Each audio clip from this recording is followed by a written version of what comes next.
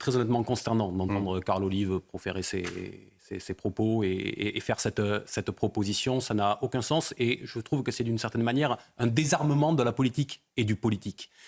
Si je dis ça, c'est pourquoi ? C'est parce que M. Carl Olive et son parti ont renoncé à la perspective majoritaire. Autrement dit, ils ont renoncé à construire une majorité et à convaincre pour construire une majorité.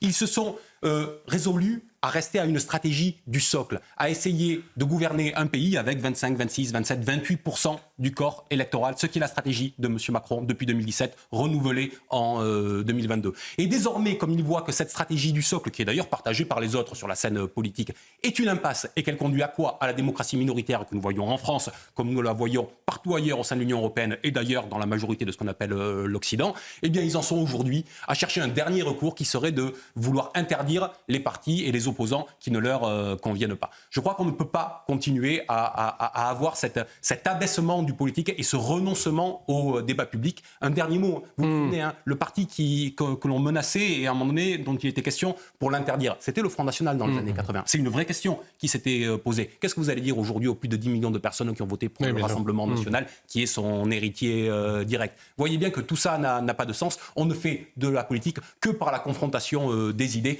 et on ne délègue pas à la justice le soin de mener le débat public.